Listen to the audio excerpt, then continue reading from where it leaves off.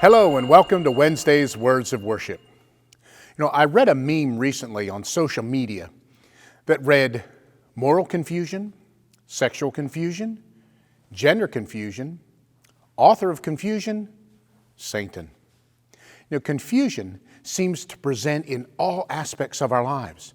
Political confusion, medical confusion, economic confusion, religious confusion, and the list could go on and on. Our world is full of confusion and lies. And sadly, there's confusion in our churches as well.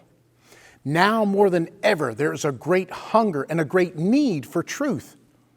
Unfortunately, we have not adequately guarded the truths of the Bible, God's truth.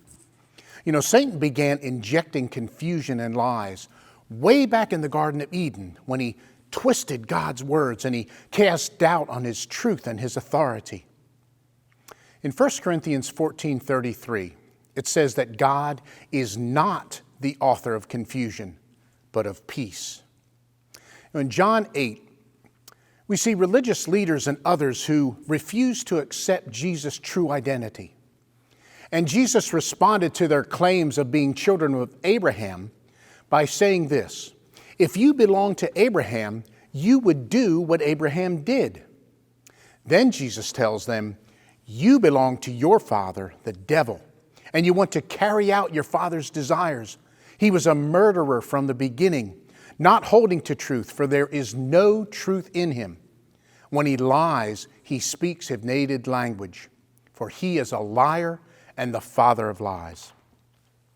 Every day, we're inundated and bombarded with all types of false statements from a variety of sources like news media, advertisements, politicians who distort and manipulate the truth for their own agendas.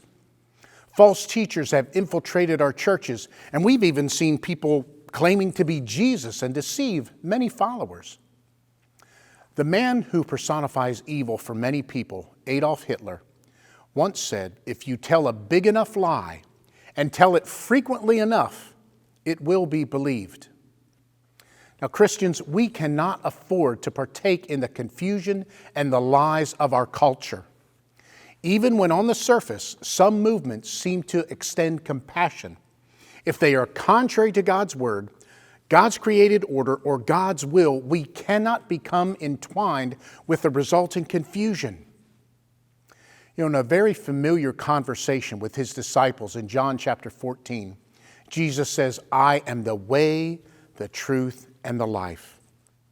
Let's make sure today that rather than living in confusion and lies, we are following Jesus as the way, our only path to the Father, as the truth, the reality, and the fulfillment of God's promises and His Word, so that we may experience life with Him now and for eternity. Hey, thanks for listening. I'm Kevin, and hope to see you again next week.